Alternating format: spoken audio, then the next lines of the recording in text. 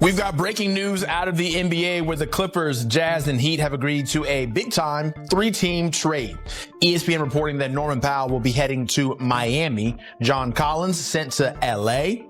And the deal also will see Kevin Love, Kyle Anderson, and a 2027 second-round pick head to Utah. Powell's coming off of the best scoring year of his career, averaged just under 22 points per game with the Clippers. Collins, meanwhile, had a good year, 19 points, 8 boards, but was limited to just 40 games due to a multitude of injuries. So that is the trade, and this is where we get going with the conversation, bringing in our NBA expert, Brad Botkin. And Brad, I first saw this trade, I was like, oh, okay, this is something. What's your reaction?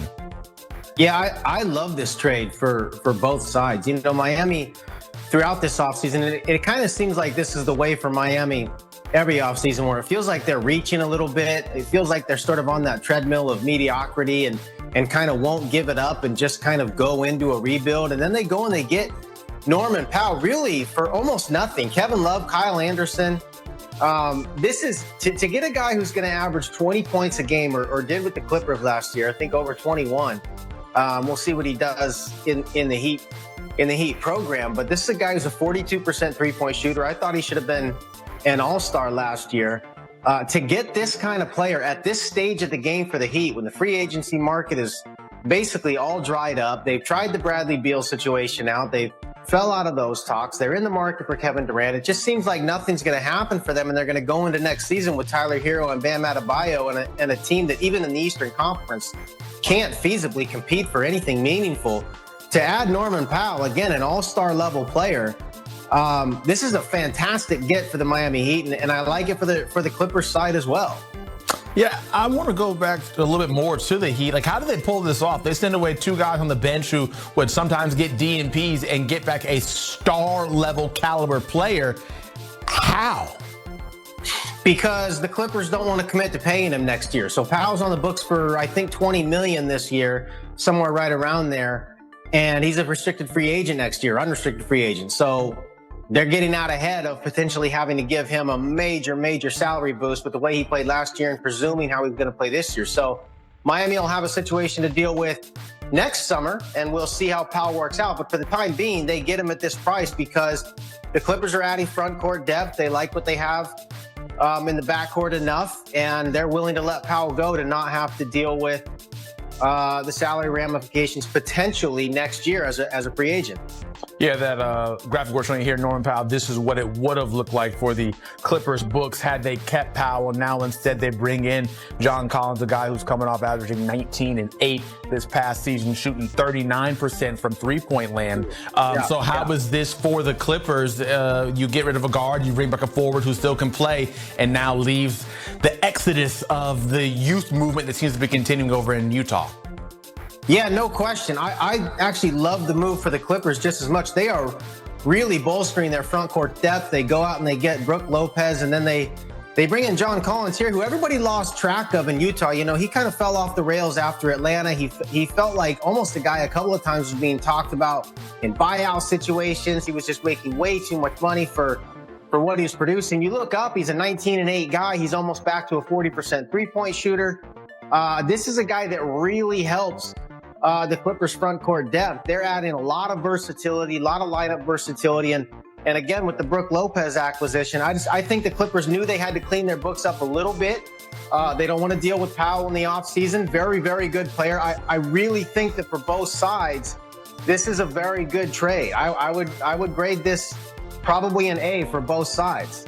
I'm going to delve a little bit deeper into that grading bag in a second. But first, I want to touch on the Jazz since they are a part of this. Does this move mean anything for them? Will Kevin Love see this court, Kyle Anderson, the draft picks? What is the allure of this move for Utah?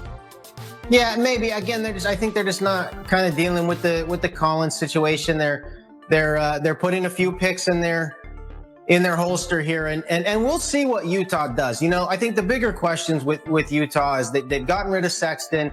Are they going to kind of try to keep this what they've been to get working toward with Markkanen? Are they going to fully tear this thing down? And they get Ace Bailey, and are they going to what kind of? They're sort of stuck a little bit. They have a lot of assets, a lot of firepower if they want to go out and actually make some meaningful moves. But at the moment, they're working around the margins. They seem to be stockpiling, and I don't think they've probably made a decision on Lauri Markkanen yet.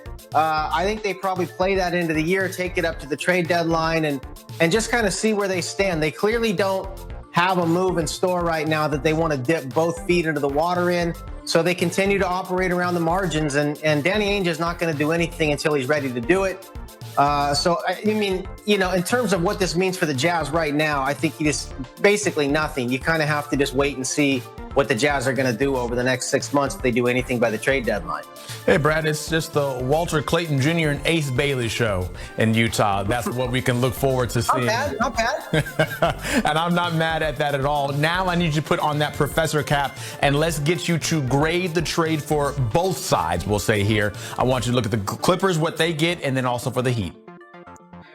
Let's start with the Clippers. I give it an A. It does hurt to lose Norm Powell. But when your offense is going to revolve around James Harden and Kawhi Leonard, you're going to be okay from the scoring department. But they have really, really bolstered their front court depth. That was really obviously a priority for them coming into this offseason.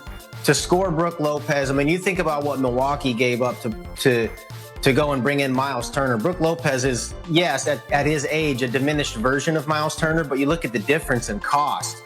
To get Brook Lopez at where they got him and then add John Collins, again, a 20-7 guy, basically. You know, I mean, you're talking about a big-time producer who now goes to a situation where he doesn't have to be the second or even third best player. And that's big for John Collins. He was not able ever to graduate up the ranks in terms of a hierarchy on a team and really be a go-to player. That's where he fell into too deep a water for him. He was making that kind of money, but was never able to really be that. Now he finds himself in a position where he can be in a support staff position. And you almost look at it like an Aaron Gordon in Denver, who was overtasked with being a number one or number two player in Orlando, but great athlete, great versatility, and you put him in a situation where he can be sort of that top end support staff player, and he thrives. And I think John Collins is in a situation where he could potentially sort of mirror what Aaron Gordon has done. I don't think he's as good as Gordon, but in terms of the fit,